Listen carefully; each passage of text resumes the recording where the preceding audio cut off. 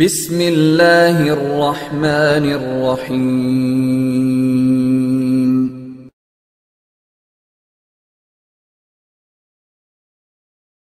ওয়ালাইকুম আসসালাম রহমতুল্লাহ। আলামিন ভাই মক্কা থেকে জানতে চেয়েছেন, যদি কেউ আত্মহত্যা করে তাহলে তার উপর কি কি হক, যেমন জানাজা পড়া যাবে কিনা, মুসলমানদের কবরস্থানে দাফন করা যাবে কিনা, তার জন্য দোয়া করা যাবে কিনা।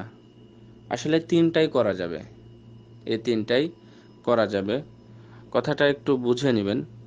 এক হলো, সে একটা পাপী, সে এমন পাপ করে মারা গেল যে পাপের জন্য তওবা করতে পারল না।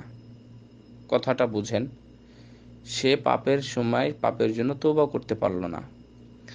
হাদিস আছে, হাদিস তো ব্যাখ্যা আছে, আমি করতেছি বলবো।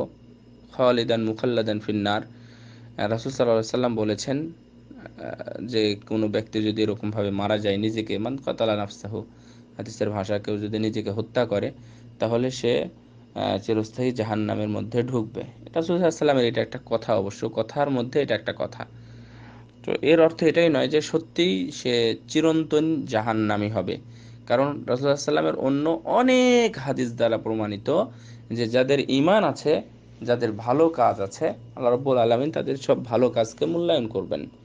ফামান ইয়ামাল মিসকালা যাররাতিন খায়রান ইয়ারা ওয়া মান ইয়ামাল মিসকালা যাররাতিন শাররান ইয়ারা। যারা অনুপরিমাণ হলেও যারা ভালো কাজ করেছে, যদি মুসলমান হতে হবে, অমুসলিম হয়ে বললে হবে না, যদি করে তাহলে তাদের সেটা মূল্যায়ন করা হবে। অনুরূপভাবে কেউ যদি অল্প পরিমাণও যদি খারাপ কাজ করে, তাও সেটা তাকে দেখানো হবে, অর্থাৎ হয়তো শাস্তি অথবা যে কিছু হোক সেটা করতে হবে, এবং মানে আল্লাহ রাব্বুল আলামিন সব কিছু দেখাবেন। তো এক্ষেত্রে বোঝা যায় যে মুসলমান হিসাবে সে সব কিছুরই হকদার। এক নম্বর হচ্ছে তার জন্য দোয়া করতে পারবেন এবং দোয়া করবেন। সে একজন পাপী হয়ে মারা গেছে, হয়তোবা দেখবেন যে এর চাইতে আরো অনেক বড় পাপী মারা গেল, সে শিরক করতে করতে মারা গেল, আল্লাহ মাফ করুক। আপনি দেখবেন যে অনেক মানুষ যখন গোসল করাচ্ছেন, মিন্স মানে লাশ গোসল করাচ্ছেন, তখন দেখবেন যে তার হাতে একটা তাবিজ, তার কোমরে একটা তাবিজ, তার গলাতে একটা তাবিজ। আল্লাহ মাফ করুক, এমনটা যেন আমাদের না হয়, কারো আমরা কোনোদিন না শুনি, কিন্তু দেখবেন যে এরকম আছে। কিন্তু আপনি হিসাব করে একটু বলেন তো যে কে কত বড় পাপী হয়ে হলো, অথচ তার ব্যাপারে হয়তো কোনো কথাই বলবো না। সে তসবিহ নিয়ে ঘুরতো, সে সালাত আদায় করতো, মুখে সুন্দর দাড়ি ছিল, কিন্তু তাবিজ সবই ঠিকই ব্যবহার করতো। আল্লাহর প্রতি ধারণা, আল্লাহর প্রতি বিশ্বাস বা ভরসা তার কতটুকুন ছিল, এই তাবিজ নিয়ে এসব এগুলো করতো।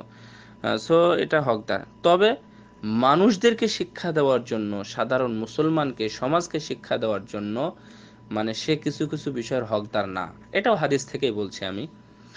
যেমন রাসূল সাল্লাল্লাহু আলাইহি ওয়াসাল্লাম মানে ঋণ অবস্থায় মরাকে এটা বড় অপরাধ হিসেবে দেখেছেন, এবং অনেক কয়েকটি হাদিসে এসেছে কিতাবুল জানাইজের মধ্যে, যে রাসূল সাল্লাল্লাহু আলাইহি ওয়াসাল্লাম উনি বললেন যে এরপর কি মানে মারা গেছে, জানাজা হবে, ডাকলেন রাসূল সাল্লাল্লাহু আলাইহি ওয়াসাল্লামকে জানাজার জন্য। আসলেন, এসে বললেন যে এসেছেন, উনি ওখান থেকে বাড়ির থেকে কিন্তু জিজ্ঞাসা করেননি, এসেছেন জানাজা পড়ার জন্য।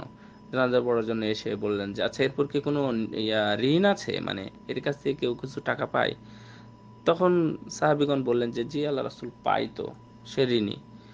তো রাসূল সাল্লাল্লাহু আলাইহি ওয়াসাল্লাম বলেন যে আচ্ছা ঠিক আছে, তোমরা পড়ে নাও জানাজা। হিসাব করেন, রাসূল সাল্লাল্লাহু আলাইহি ওয়াসাল্লাম না পড়ে চলে যাচ্ছেন, কিছু বললেনও না, চলে যাচ্ছেন। তখন আবু আইয়ুব আনসারী রাদিয়াল্লাহু তাআলা আনহু, একটা আছে আবু আইয়ুব আনসারী, এবং আরেকটা আছে আবু সাঈদ রাদিয়াল্লাহু তাআলা আনহু, দুইটা দুই ঘটনা। এরকম হলে তখন বললেন যে আচ্ছা ঠিক আছে রাসূল সাল্লাল্লাহু আলাইহি ওয়াসাল্লাম, আমি তার 4 দিরহাম, সম্ভবত ওখানে হাদিসে আসছে যে 4 দিরহাম ইয়াটা আমি দায়িত্ব নিলাম। এবং এবং এই বিষয়টা আবার পরে রাসূল সাল্লাল্লাহু আলাইহি ওয়াসাল্লাম তাকে কিন্তু আবার জিজ্ঞাসা করছিলেন কয়েকদিন পরে, যখন আবার সাক্ষাৎ হয়েছিল, সেই 4 দিরহাম তুমি কি করলে, সেটা কি দিয়েছো? আল্লাহু আকবার। তো এটা অর্থাৎ উনি একজন অপরাধী, এই অপরাধী হিসেবে রাসূল সাল্লাল্লাহু আলাইহি ওয়াসাল্লাম আদায় করলেন না, কিন্তু সাহাবীদেরকে কিন্তু আদায় করতে বলে গেলেন, সাহাবীদেরকে আদায় করতে বলে গেলেন। তার মানে সেই সময় অনুযায়ী রাসূল সাল্লাল্লাহু আলাইহি ওয়াসাল্লামের মান এবং সাহাবীদের মান একটু বিবেচনা করুন।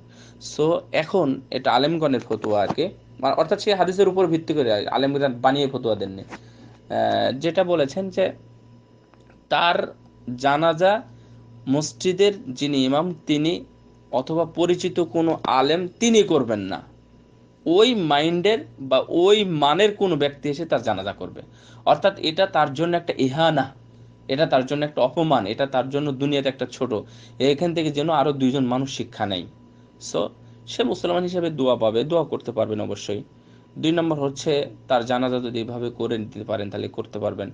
আর সে তার ইয়াটা যেটা, ওর নাম কি, তার গোরস্থান যেটা, কবর যেটা, এটা মুসলমানদের স্বার্থে, অর্থাৎ কোথাও না কোথাও তো আপনাকে তাকে মানে কবর দিতেই হবে। তো মুসলমান হিসাবে সে মানে মুসলমানদের কবরে তার স্থান হবে, অর্থাৎ তাকে কবর দিতে পারবেন। কিন্তু বেনামাজের হিসাবটা কিন্তু ভিন্ন। এখানে কিন্তু বেনামাজের কোনো কথা বললাম না, শুধু বললাম যিনি আত্মহত্যা করেছেন তার ব্যাপারে।